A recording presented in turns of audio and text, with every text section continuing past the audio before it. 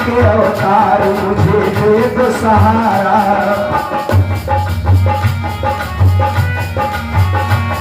ये शेष के अवतार हमें दे दो सहारा,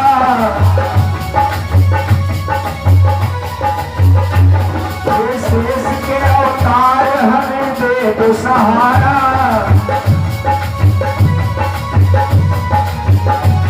भूलूंगी नहीं उम्र भर एहसान तुम्हारा, एहसान तुम्हारा।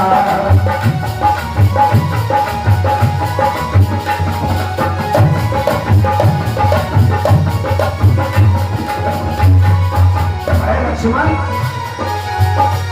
कुछ देर के लिए लखन पृथ्वी को उठा ले,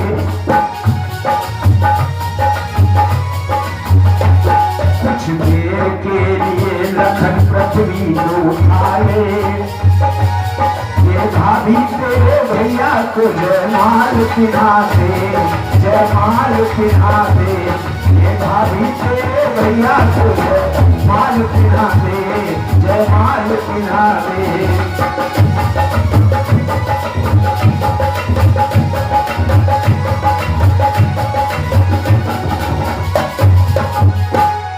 शेष के अवतार लक्ष्मण हमको थोड़ा सहारा दे दो, मैं तुम्हारी भाभी बनूंगी ना, तुम मेरे देवर हो तो सहारा दे दो।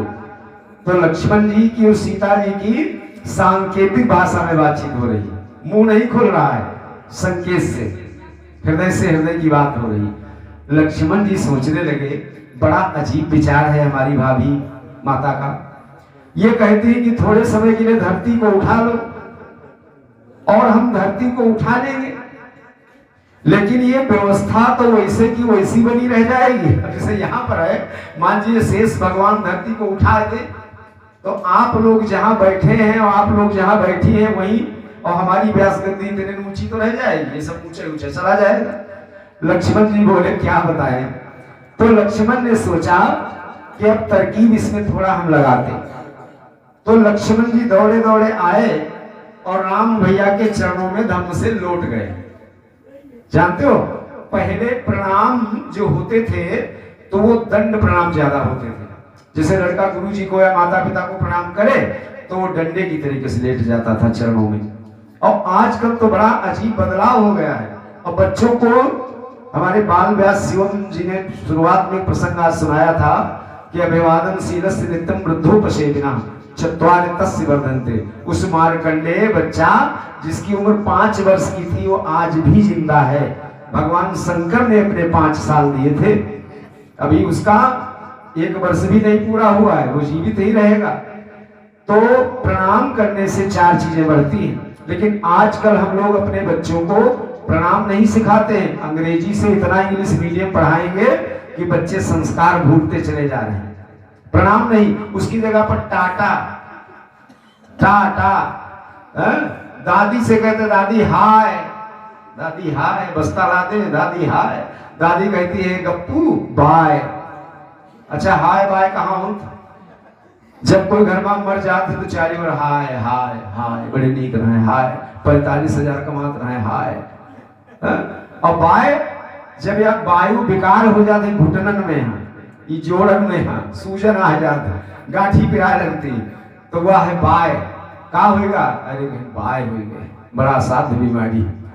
अच्छा बताओ, जिसे मान लो दादी से ने गप्पू आओ, वो कहते दादी हाय और दादी कहते बाय, तो को पाए छुई कहीं से, को कहीं से भैया खूब कमाओ खाओ, कहा कोई बोला।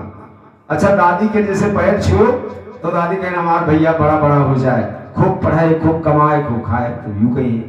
तो प्रणाम लोग भूल रहे हैं। आजकल के कुछ बच्चे चाहते हैं कि माता पिता को प्रणाम करें, लेकिन बेचारे झुक कर के चरणों की रज लेना चाहते हैं। लेकिन जीन्स महारानी इतनी कृपा बनाए हैं, 1800, 2400, 3000 रुपए वो झुके नहीं देती। कहती अगर आगे झुको दादी चरण में तो हमका तुम ना समझो। हाँ, बड़ी मुश्किल है। तो आज लक्ष्मण जी एकदम से उठे सोच करके और राम भैया के चरणों में लौट गए, चरणों में साष्टांग प्रणाम कर लौट गए। अब राम जी ने देखा कि ये लक्ष्मण चरणों में लौटा है, तो राम जी लक्ष्मण को उठाने के लिए जैसे झुके सीता जी को मिल गया मौका और सीता जी ने तुरंत राम जी के गले में जयमाला डाल दिया। प्रेम से बोलो भक्त और भगवान की। तो एक विवाह तो ये हो गया। अब वैदिक विवाह होना शेष रह गया। सबके मन में ये अभिलाषा है कि राम जी दूल्हा बन करके बैठे और सीता जी दुल्हन बन करके बैठे और हम लोग यह दृश्य देखें। सबके हृदय में अभिलाषा है। तो बारात तो अभी है नहीं, राम जी लक्ष्मण जी यहाँ पर है, दशरथ जी को पता भी नहीं है। तो पत्र भेजा गया, कहां? जनकपुर से अयोध्या। वो पत्रवाहक आया, महाराज दशरथ के दरबार में प्रवेश हुआ कि हम तो पाती लेके आवत बानी पार से, राजा जनक दरबार से। हम तो पाती लेके आवत बानी पार से।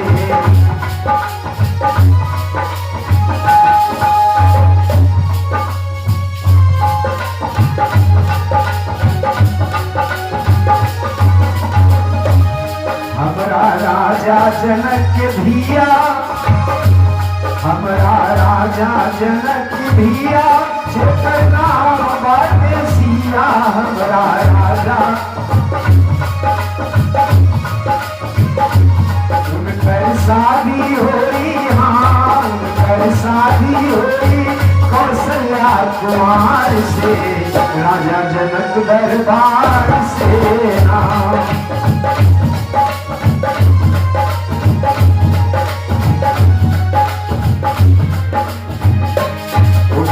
शादी हुई कौशल्या कुमार से, राजा जनक दरबार से नाम।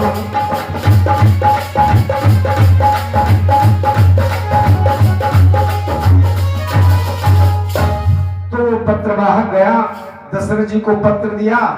दशरथ जी बड़े मगन हुए और पूरी अयोध्या में बात फैल गई कि बारात की तैयारी हो।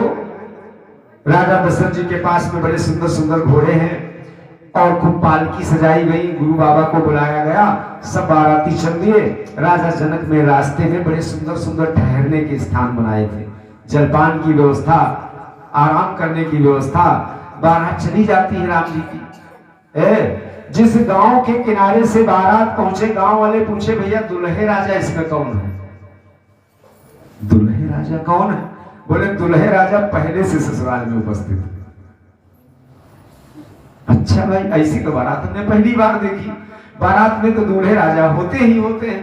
बोले हाँ, ये राम जी की ऐसी बारात है कि दूल्हे राजा पहले से ससुराल में विद्यमान है। बारात पहुंची जाकर के खूब सुंदर बारातियों का स्वागत सत्कार हुआ और सभी बड़े प्रसन्न हैं। बड़ा सुंदर व्यवस्था, महाराज विदेहराज जनक जी की बड़ी सुंदर व्यवस्था है। ऐसे ऐसे पत्तल परोसे गए। पत्तल जो होते ना, तो आजकल तो ये फाइबर वाले आ गए, पहले पत्तल बनाए जाते थे पत्ता से, उसमें जो कील लगी होती है पिन, वो बढ़िया सोने की कीलें लगी हुई। ये सब बड़ी दिव्य व्यवस्था। खूब जम के स्वागत किया गया बारातियों का। माताएं, जिस समय भगवान श्री राम जी दूल्हा रूप में तैयार हुए, तो बड़ी अद्वितीय छटा है भगवान श्री राम जी की। विश्वामित्र बाबा और सतानंद जी में बात, वशिष्ठ बाबा और सतानंद जी में बातचीत हो रही। सतानंद जी महाराज जनक जी के कुल गुरु हैं और वशिष्ठ बाबा यहाँ दशरथ जी के कुल गुरु हैं। तो देखो, पुरोहित का मतलब हमने कल बताया था पुरा अग्रहिता, जो अपने यजमान से बिना पूछे, बिना कोई सलाह लिए और अपने यजमान का हित वो आगे आगे सोचता रहे। माता पिता से कोई मतलब नहीं, दशरथ हो जनक से कोई मतलब नहीं, बाबा लोगों में बातचीत होने वशिष्ठ जी और बातचीत हुई। तो उसमें रखा गया कि भाई देखो, 4 बेटा दशरथ जी के हैं और 4 बिटिया जो है यहाँ जनक जी के परिवार में। यानी ये जो उर्मिला सिया की लघु भगिनी राजा सीरध्वज जो हैं, इनका नाम जनक तो एक परिपाटी है। अब जनक परिपाटी कब से है, इसकी कथा अगर कहूंगा तो समय ज्यादा नहीं, देवी भागवत से हमको लेना पड़ेगा। तो ये तो एक परंपरा है, इनके एक परिपाटी बन करके जितने भी है सब जनक, जितने हुए सब जनक, सब विदेह सब जनक, नाम अलग अलग रहे। इनका नाम है सीरध्वज महाराज, सीता जी के पिताजी, और इनके एक बिटिया है जिसका नाम है उर्मिला। उर्मिला सिया की लघु भगिनी, सीता की छोटी बहन उर्मिला है। और सीरध्वज महाराज के एक भाई हैं जिनका नाम है श्री कुशध्वज महाराज, तो उनके मांडवी और श्रुत कीर्त दो बेटियां हैं। तो देखो शतानंद जी और वशिष्ठ जी ने कैसा संयोग बनाया, बोले देखो 4 दूल्हा भी हो जाएंगे इसी पंडाल में, इसी मंडप में, और 4 बेटियां हैं, तो बढ़िया सुंदर जोड़ी है, और चारों के विवाह एक साथ में हो जाए, बोले बहुत सुंदर रहेगा। तो भगवान श्री राम जी दूल्हा के रूप में जिस समय सजे, तो उस समय सब लोग राम जी का दर्शन करने के लिए आए, देवता भी वहां पर उपस्थित थे। जानते हो ब्रह्मा जी के 4 मुख हैं, और हर एक मुंह में 2 आंखें हैं, तो कितनी आंखें हो गई, 4 दूना 8। 8 आंखों से ब्रह्मा जी राम जी के दूल्हा रूप का दर्शन कर रहे हैं। अच्छा, शंकर जी के एक बेटा है खड़ानन, 6 मुंह वाले, तो 6 मुंह वाले देवता के लिए कितनी आंखें बनी, 12, तो वही 12 आंखें से दर्शन कर रहे हैं खड़ानन जी, और बड़े खुश हैं। काहे के लिए खुश हैं कि ब्रह्मा जी से हम आगे, ये बुढ़ऊ के 8 है आंखें, 8 आंखों से दर्शन कर रहे हैं, हमारे 12 आंखें, हम 12 आंखों से दर्शन कर रहे हैं। विधि से देवड़ लोचन लाहू, और भगवान शंकर जी भी बड़े खुश हैं, क्योंकि भगवान शंकर क्या है, विकट बेश मुख पंच पुरारी। भगवान शंकर के 5 मुख हैं, तो 5 मुख में 2-2 आंखें जोड़ो तो 10 हो गई, लेकिन भगवान शंकर त्रिलोचन है, एक मस्तक पर आंख है, तो 15 आंखों से भगवान शंकर राम जी के रूप का, दूल्हा रूप का दर्शन कर रहे हैं। अच्छा, सबसे ज्यादा लाभ किसको मिल रहा है इसमें, भाई वो खड़ानन कहते हैं कि ब्रह्मा जी से हम आगे, भगवान शंकर कहते हैं कि खड़ानन से ब्रह्मा से हम आगे, लेकिन जो देवताओं का राजा इंद्र है, कल हमने आपको कथा में बताया था कि गौतम ऋषि के श्राप से उसके शरीर में सहस्त्र भग के चिन्ह बन गए थे, गुप्तांग बन गए थे, वो अपने को छिपाया छिपाया घूमता था। लेकिन जब बाबा के चरणों में लौट गया तो बाबा ने कहा जाओ, जब राम जी के दूल्हा रूप का दर्शन करोगे तुम, तो ये सहस्त्र नयन बन जाएंगे, आंखें हो जाएंगी। तो इंद्र जब दर्शन करने लगा